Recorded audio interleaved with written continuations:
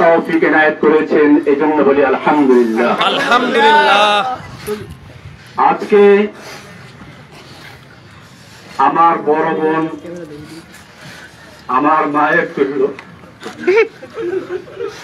আমার আসলে কান্না করার মতো চোখে পানি নেই।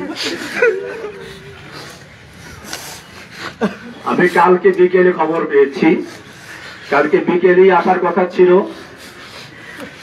আসা হয় নাই। রাতের বেলায় আসলে আমি ঘুমাতে পারিনি, ডান কাঁধ বাম কাঁধ করতে করতে এভাবে চলে গেছে। আপনারা জানেন আমি বরগুনা এসেছিলাম 2013 সালে আগস্টের 10 তারিখে। বাংলাদেশের বুকে, বাংলাদেশের জনগণের বুকের উপরে একটা স্বৈরাচারী শাসক জগৎপাল পাথর বসেছিল। আমি তার একটা বক্তব্যের প্রতিবাদ করেছিলাম। সে বক্তব্য দিয়েছিল, মা দুর্গা দেবী প্রতি বছর কোন না কোন বাহনে চড়ে আসে, এবার এসেছে গর্ভে চড়ে, আর গর্ভে চড়ে আসলে দেশে ফসলে ভরে যায়। আর বাস্তবে তাই হয়েছে, এবার ফসল বেশি হয়েছে। একটা হিন্দু যদি কথা বলতে আমার কোন আপত্তি ছিল না, তাদের আকীদা তারা পেশ করবে। বাংলাদেশের 18 কোটি মুসলমানের নেত্রী এই দেশে বসে যে আকীদা পোষণ করেছে, আমি বলেছিলাম মক্কার আবু জাহেল আবুল হাবদা কি আছে ভালো ছিল। মক্কার আবু জাহেল বিশ্বাস করত, কোরআনে স্পষ্ট বলেছে, ওয়ালা ইন সালতাহুম মান খালাকাস সামাওয়াতি ওয়াল আরদ। হে নবী, আপনি যদি মক্কার আবু জাহেল আবুল হাবদাকে জিজ্ঞাসা করেন কে সৃষ্টি করেছে আসমান এবং জমিন, ওয়ালা ইন সালতাহুম মান নাযালা মিনাস সামাই মান, যদি মক্কার আবু জাহেল আবুল হাবদাকে আমি জিজ্ঞেস করো কে আসমান থেকে পানি বর্ষণ করে, ফাহিয়া বিহিল আরদা মিন বাদি মাউতিহা, অতঃপর সেই পানির মাধ্যমে মৃত্যু জমিনকে জীবিত করে ফসল উৎপন্ন করার শক্তি দেয় কে? আল্লাহ বলছেন লায়াকুলুন্নাল্লাহ। মক্কার কাফেররা অবশ্যই বলবে যে আল্লাহ এগুলো সব করেন। যেখানে মক্কার আবু জাহেল আবু লাহাবরা পর্যন্ত বিশ্বাস করত বৃষ্টি দেওয়ার মালিক আল্লাহ, রিজিক দেওয়ার মালিক আল্লাহ, সেখানে বাংলাদেশের মুসলমান দেশের প্রধানমন্ত্রী বলেছিল মা দুর্গা দেবী গজে চলে এসে বলে ফসল বেশি হয়েছে, আমি তার প্রতিবাদ করেছিলাম, তার হিংসার কারণে আমাকে গ্রেপ্তার করেছিল। আপনারা জানেন আমার জামিন হয়েছিল, আমাকে হাইকোর্ট থেকে জামিন দিয়েছে, কিন্তু হাসিনার কোর্ট আমাকে জামিন দেয় নাই। আমাকে জেল গেট থেকে নিয়ে 2 দিন রেখে আবার গ্রেফতার করে ভিতরে দিয়ে দেয়। এখন আমি সেই মামলায় কারারুদ্ধ আছি। ভাইয়েরা আমার, আপনারা জানেন আমি ঈদের সময় বাড়িতে বেড়াতে এসেছিলাম। আমি কোন দল করি না, আমার প্রত্যেকটা লেখা এবং বক্তব্যে বলা আছে আমি একজন মুসলিম। কোরআন আমার পরিচয় দিয়েছে, হুয়া সাম্মাকুমুল মুসলিমিন। আমি সেই মুসলিম পরিচয় দিয়ে চলেছি। আমার নামে একটা দল তৈরি করে কখনো বলা হয় আমি একটা আধ্যাত্মিক নেতা, কখনো গুরু, কখনো প্রধান, কখনো আরো কি। সাংবাদিক ভাইদেরকে আমি জিজ্ঞেস করতে চাই, আপনারা ভালো করে দেখুন, জসিমউদ্দিন রহমানী গ্রেপ্তার হওয়ার আগ পর্যন্ত আনসারুল্লাহ বাংলা টিমের কোন দলের নাম কোন কানেও শুনে নাই। আমি চ্যালেঞ্জ করে বলি, বাংলাদেশে আনসারুল্লাহ বাংলা টিম নামে কোন দল নাই, এটা শেখ হাসিনার তৈরি করা। আপনারা জানেন সূরা কসাসের শুরুতে পড়বেন, কোরআন বলছে ফেরাউন সম্পর্কে আলোচনা, সেখানে বলেছে ফেরাউন কি করতো, ওয়াজআলা আহলাহা শিয়া। ফেরাউন তার জাতিকে বিভিন্ন দলে দলে বিভক্ত করত, ইয়াস্তাযইফু তাইফাতাম মিনহুম, তাদের একটা গ্রুপকে সে দুর্বল করে রাখত। শেখ হাসিনা সেই ফেরাউন, এই যুগের ফেরাউন হাসিনা বাংলাদেশের জনগণকে কেউ রাজাকার, কেউ আনসারুল্লাহ, কেউ অমুক তমুক বিভক্ত করে সে তার শাসন পাকা করতে চেয়েছিল। আপনারা জানেন এই সর্বশেষ যে আন্দোলন, এটা কোন দলের আন্দোলন ছিল না, এটা ছিল বাংলাদেশের ইতিহাসে এমন এক আন্দোলন যেখানে হিন্দু, মুসলিম, বৌদ্ধ, খ্রিস্টান, ছাত্র, মাদ্রাসা ছাত্র, আলিয়া, কওমিয়া, ডানপন্থী, বামপন্থী কোন ভেদাভেদ ছিল না, সব একাকার হয়ে ময়দানে অবতীর্ণ হয়েছিল। আপনারা জানেন, আমার মনে পড়েছে জেলখানায় বসে যেদিন শুনলাম হাসিনা পালিয়েছে। আলাম তারা কাইফা ফাআলা রাব্বুকা বিআসহাবিল ফিল, আল্লাহ বলছেন আপনি কি দেখেন নাই হাতি বাহিনীর সাথে আল্লাহ কি আচরণ করেছিলেন? হাতি বাহিনী হাতি হাসিনা নামাতে চেয়েছিল, সাজু আজান নামিয়ে দিয়েছিল। আল্লাহ বলছেন আলাম ইয়াজআল কাইদাহুম ফি তাদলিল, তার এই জঙ্গি জঙ্গি খেলার চক্রান্ত আল্লাহ কি ব্যর্থ করে দেন নাই? ওয়া আরসালা আলাইহিম তায়রান আবাবিল, আল্লাহ বলছেন আব্রাহাকে ধ্বংস করার জন্য ঝাঁকে ঝাঁকে পাখি পাঠিয়ে দিয়েছিলেন। তৈরান মানে পাখি, আবাবিল মানে ঝাঁকে ঝাঁকে, আমার দেশে বলা হয় আবাবিল পাখি। আমি তখন মনে করলাম এই প্রাইমারি স্কুলের ছাত্র, হাই স্কুলের ছাত্র, নাবালক শিশু পর্যন্ত যখন ময়দানে ঝাঁপিয়ে পড়েছে, এটা আল্লাহ তোমার সেই আবাবিল পাখি চলে এসেছে। হাসিনার কোন ক্ষমতা ছিল না মোকাবেলা করার মতো। আমি ধন্যবাদ জানাই বাংলাদেশের সেনাবাহিনীকে সময় মতো পদক্ষেপ নেওয়ার জন্য, যে তারা কোন দলের আনুগত্য না করে বাংলাদেশের জনগণের পাশে দাঁড়িয়েছিল। আমি বাংলাদেশের পুলিশ ভাইদেরকে বলবো, আপনাদেরকে জোর করে ব্যবহার করেছে আমরা জানি, আপনাদের দোষ না। আমি সেজন্য আজকের মাধ্যমে সারা বাংলাদেশের মুসলিম অমুসলিম সমস্ত মানুষকে বলতে চাই, আপনারা কোনো ভাবে পা দিবেন না। এখন বড় কঠিন মুহূর্ত চলছে। আপনারা দেখেছেন ভারতের মিডিয়ায় প্রচার হচ্ছে বাংলাদেশে হিন্দুদের মন্দির জ্বালিয়ে দেওয়া হচ্ছে, হিন্দুর বাড়ি ঘরে আগুন লাগানো হচ্ছে, এই সমস্ত অপপ্রচার হচ্ছে।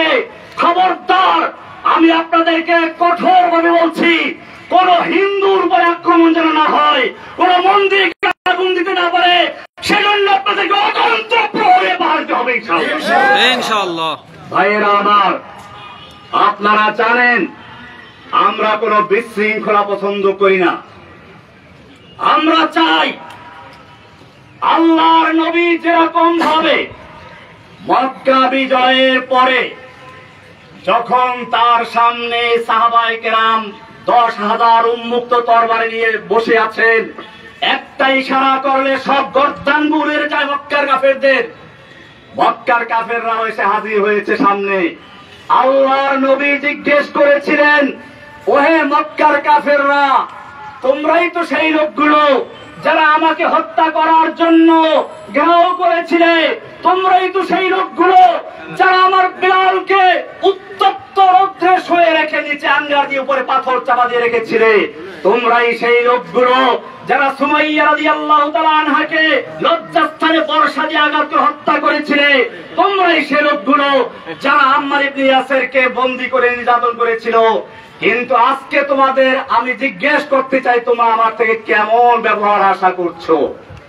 মক্কার কাফেররা বলেছিল, একজন উত্তম ভ্রাতার কাছ থেকে যা আশা করা যায় তাই আশা করছি। আল্লাহর নবী বলেছিলেন, আজকে আমি সে কথাই বলছি যা আমার ভাই ইউসুফ আলাইহিস সালাম বলেছিলেন তার ভাইদেরকে নাগালে পাওয়ার পরে। আল্লাহর নবী বললেন, লা তাসরিবা আলাইকুমুল ইয়াউম, আজকে তোমাদের বিরুদ্ধে আমাদের কোনো ক্ষোভ নাই, কোনো প্রতিশোধ নেওয়ার ইচ্ছে নেই। যাও, ইযহাবু আনতুমুত তুলাকা, আমি তোমাদের সকলকে সমানভাবে আমভাবে ক্ষমা ঘোষণা করছি। বাংলাদেশে আন্দোলনরত ছাত্র জনতা, মাদ্রাসার ছাত্র, স্কুল কলেজের ছাত্র, সাধারণ জনতা, আমি সকলের কাছে অনুরোধ করব, আল্লাহর নবীর এই মক্কা বিজয়ের ঘোষণাকে কেন্দ্র করে আমরা যেন এই বিগত দিনে যা হয়েছে সব ক্ষমা করে দিয়ে একসাথে একটা সুন্দর সমৃদ্ধ সাম্যের বাংলাদেশ গড়তে পারি ইনশাআল্লাহ। আমি একটা কথা না বললেই নয়, আপনারা অনেকে মনে করেন প্রচার হচ্ছে হিন্দুরা মুক্তমুখ। আমার এই জেল জীবনের আমি সর্বশেষ ঘটনা বলছি, সর্বশেষ আমি যেদিন কোর্টে যাই, একজন কারা পুলিশ নাম হলো প্রবীর, দুইটা বলা কি এরা হিন্দু, দেখেন হিন্দু, দুপুরের সময় ডায়াবেটিস রোগী, মুখটা শুকিয়ে গেছে, বলেন হুজুর আপনার বোধহয় ক্ষুধা লেগেছে। আমি কিছু বললাম না, বলে টাকা থাকলে দেন আমি খাবার এনে দিই। আমি টাকা তো আনি নাই, কোর্টে বসে উনি আরেকজনের কাছে টাকা চাইলেন, তাও নাই। শেষ পর্যন্ত নিজের পকেট থেকে টাকা খরচ করে আমাকে দুপুরে এক প্যাকেট বিরিয়ানি আর একটা 2 লিটারের পানি দিয়ে দেয়। হিন্দু প্রবীর, এরা সর্বশেষ আমি করছি সেই কোর্টের দিন। আপনাদেরকে আরো বলি, আমি যে জেলখানায় রয়েছি সেখানে চক্রান্ত হয়েছিল বড় ধরনের দাঙ্গা করানোর জন্য। আমি সকালবেলা থেকে পুরা জেলখানায় হ্যান্ড মাইক হাতে নিয়ে বলেছি, খবরদার কেউ কোনো বিশৃঙ্খলা করবেন না, বিশৃঙ্খলা করবেন না, আপনারা শান্ত থাকুন। আপনারা জানেন আমাকে রাখা হয়েছে হাই সিকিউরিটি জেলে, এশিয়া মহাদেশের 1 নম্বর জেলেটা, কঠিন জেল। 1000-এর উপরে আছে ফাঁসির আসামি, ফাঁসির আসামি আছে 1000-এর উপরে। এরপরে হুজি জেএমবি যত সব ওখানে। এইখানে গন্ডগোল লাগাবার চক্রান্ত করা হয়েছিল। আমি হ্যান্ড মাইক দিয়ে সকালবেলা ঘুরে ঘুরে প্রত্যেকটা বিল্ডিং এর সামনে গিয়ে বলেছি, কেউ উচ্ছৃঙ্খল করবে না, আপনাদের জন্য মুক্ত হলে পরে আপনাদের জন্য মুক্তির ব্যবস্থা করবো ইনশাআল্লাহ। ইনশাআল্লাহ সবাই আমার কথা মেনে নিয়েছিল। কিন্তু কে বা কারা উস্কানি দিয়ে কিছু কয়েদিদেরকে লেলিয়ে দিয়েছে এখানে আক্রমণ করার জন্য, বিশেষ করে আমি যে বিল্ডিং গেছিলাম সেখানে আক্রমণ করার জন্য। কারণ কি? কারণ ছিল এই আন্দোলনটাকে একটা জঙ্গি রূপে আকৃতি দেওয়ার জন্য।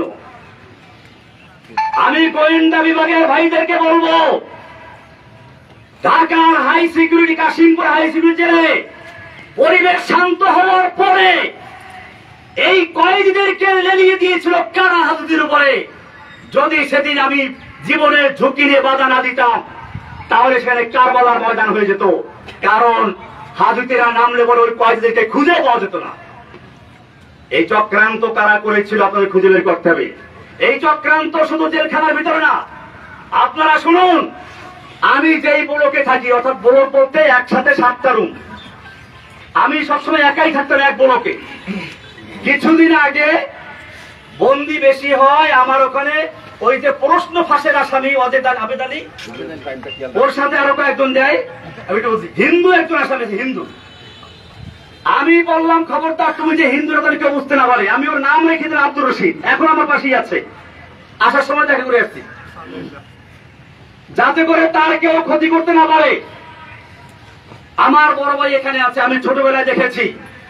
আমার বড় ভাই আছে এখানে, মাস্টার সাহেব আমি বলি বড় ভাই হিন্দুদের ঘনিষ্ঠ বন্ধু। আমি দেখেছি ছোটবেলাতে আমাদের পাশের গ্রাম হলো হিন্দু। এই হিন্দুরা ওনার সাথে কি সম্পর্ক আছে, বিপদ আপদে পড়লে তো ওরে আসা বলিবার কাছে। এইভাবে আমরা পারিবারিক ভাবে হিন্দুদেরকে কখনোই পর মনে করি নাই। আমি বাংলাদেশের সমস্ত ভাইদেরকে বলবো, আমার এই আওয়াজ যে প্রান্তে পৌঁছে, হিন্দু মুসলিম আমাদের কোন বিভেদ থাকার দরকার নেই। আমরা বাংলাদেশি। আমি ইন্ডিয়াতে পড়াশোনা করেছি, দেওবন্দের উল্লেখযোগ্য ছাত্র। আমি দেওবন্দে পড়াশোনা করেছি। ইন্ডিয়াতে হিন্দুদের বিভিন্ন বাগানে গিয়ে ফল খেতাম। হিন্দু দাদারা আমাকে বলতো, খালো খালো ভাই, যেতে চাই খালো, লেলা নেই, যত চাও খেয়ে নাও, নিতে পারবা না। এরকম আমি সেই সংস্কৃতির শিক্ষাপ্রাপ্ত লোক। আমাকে হাসিনা সরকার তার ব্যক্তিগত আক্রোশের কারণে সারা বাংলাদেশে নয় সারা বিশ্বে আমাকে জঙ্গি বলে চিহ্নিত করে আগে করে প্রচার করেছে। আমি আপনাদেরকে সাংবাদিক ভাইদেরকে বলতে চাই, বাংলাদেশে আমি যখন বরগুনা এসেছিলাম, গ্রেপ্তার বরগুনাতে হয়েছিলাম, আমি বরগুনার বড় মসজিদ, কেন্দ্রীয় মসজিদ সদরঘাট, এই সদরঘাট মসজিদের খতিব ছিলাম। শুক্রবার দিন, জুমার দিন, ঈদের মতো, লোকসভা মতো বরগুনার কোন লোকে বলতে পারবে আমি কোন জঙ্গি জঙ্গি কর্মকাণ্ডের সাথে জড়িত ছিলাম? তাহলে আমাকে কেন এই পরিচয় করানো হলো? কারা করিয়েছে? আল্লাহ তাআলা ছাড়ে না। ইন্না বাতশা রাব্বিকা লাশাদীদ। যেই অহংকারী, যেই ফিরআউন, যেই দাজ্জাল কয়েকদিন আগেও বলেছিল হাসিনা পালায় না, সে ব্যক্তি পালিয়ে গেছে। এটা আল্লাহর দেওয়া শিক্ষা। আমি একটা কবিতা তৈরি করেছি, জাআল হাক্কু ওয়া যাহাকাল বাতিল ইন্নাল বাতিলা কানা যাহুকা। ফিরআউন আয়ে, হামান আয়ে, হাসিনা আয়ে, কাওয়া আয়ে, नानक आए, जालिम जाबिर सुल्तान आए, जितने जितने शैतान आए सबको हुई रुसवाई हासिल। जाअल हक्कु व ज़ाक़ल बातिल इन्नल बातिला काना ज़हूक़ा। যুগে যুগে যত ফিরআউন দুনিয়ার আগমন করেছে, আল্লাহ একটু ঢিল দিয়ে দেখে কত দূর যেতে পারে।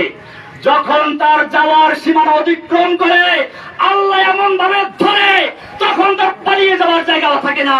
ইন্না বাতশা রাব্বিকা লাশাদীদ। নিশ্চয় আল্লাহর ধরা বড় কঠিন। ভাইয়েরা আমার, আমি অনেক কথা বলে ফেলেছি। আমার সর্বশেষ কথা এটাই, এই যে বিজয়টা হয়েছে, এই যে বাংলাদেশের স্বাধীনতা অর্জন হয়েছে নতুন করে, এই স্বাধীনতা অর্জনে যে সকল ছাত্র ভাইয়েরা, বিশেষ করে আবু সাইদ, সেই রংপুরের আবু সাইদ, যে ব্যক্তি নিজের বুকটাকে টান করে দিয়ে গুলির সামনে নিজেকে পেশ করে দিয়েছিল, আমার মনে পড়লো সেই ইংরেজ তারুণ ইতিহাস, দারুল উলুম দেওবন্দের শাইখুল হাদিস হোসাইন মাদানী রাহমাতুল্লাহি আলাইহি একবার ইংরেজের বিরুদ্ধে আন্দোলনে এক ময়দানে ভাষণ দেওয়ার কথা ছিল। দিল্লি লাল কেল্লার সামনে ইংরেজ সরকার ঘোষণা করেছিল দেখা মাত্র গুলি করতে হবে। মাওলানা মাদানী রাহমাতুল্লাহি আলাইহি সেই ইংরেজদের সামনে গিয়ে হাজির হয়ে বলেছিলেন, मैंने सुना है कि ये सफेद कुत्तों ने ऐलान कर दिया है कि जो उनके खिलाफ नारा लगाएगा उनको गुली कर दिया जाएगा। करो गुली। যে আমি শুনেছি এই সাদা কুকুরের দল ঘোষণা করেছে যে ব্যক্তি এখানে বক্তব্য রাখবে তাকে গুলি করা হবে। আমি মাদানী হাজির হয়েছি, করো গুলি। এই বলে যখন তিনি ধিক্কার দিয়েছিলেন, সমস্ত পুলিশের হাতের রাইফেল গুলো ঝরঝর করে পড়ে গিয়েছিল। সেই ইতিহাস আবার একবার পুনরুজ্জীবিত করল আবু সাইদ, ফারহান ফাইয়াজ, এরকম আরো কত তাহমিদ, আরো কত ছেলেরা। আমি সেই ছেলেদেরকে আপনাদেরকে বলি, সেই আবরার নাম বললেন না, আবরার ফাহাদ, আমি বলতে এখন আরো ভয় নাই, আগে ভয় পেতাম। আবরার ফাহাদের হত্যাকারী যারা, ওরা আমার পাশে একবার ছিল। এখন তাদের 5টা ছেলে পুরো কোরআনে হাফেজ হয়েছে। আপনি দেখলে বুঝবেন না যে তারা বইটের ছাত্র, তারা এখন মাদ্রাসার ছাত্র। আমি নিজেই কয়েকদিন বাকি দেখছি একজনকে দেখা করতে আসছে। আমার ভাইয়েরা, এদেশের সন্তানদের দোষ না, পুলিশের দোষ না, আওয়ামী লীগ যুবলীগ ওই ছেলেদের দোষ না। দোষ হচ্ছে কিছু লিডারদের, কিছু নেতা নেত্রীর, যারা এদেশের যুবকদেরকে, এদেশের পুলিশদেরকে, এদেশের সৈন্যদেরকে নিজেদের স্বার্থে ব্যবহার করতে বাধ্য করে। আমি আমার বাংলাদেশের তরুণ ভাইদেরকে বলবো, তোমরা জীবন দিতে শিখেছ, ইনশাআল্লাহ যে জাতি জীবন দিতে শিখে সেই জাতিকে কেউ দামিয়ে রাখতে পারে না। সব গরিজা হো গিয়া আখির, सब गुरीजा हो गया आखिर जलवाए खुर्शीद से, ई चमन मामूर होगा नगमाए तौहीद से। রাতের আধার কেটে যাবে পূর্ণিমার চাঁদের আলোকের ঝলকানিতে, এই জমিন আবার আবাদ হবে তাওহীদের আওয়াজে ইনশাআল্লাহ। ইনশাআল্লাহ ভাইয়েরা আমার, আমি আপনাদের কাছে দোয়া চাই, আল্লাহ যেন আমাকে এবং আমার সঙ্গে আরো যে ভাইয়েরা আছে সকল ভাইদের মুক্তি আল্লাহ তাআলা ত্বরান্বিত করেন। জোরে বলেন আমিন। আমরা জানাজা এসেছি আমার বড় বোনের মৃত্যু।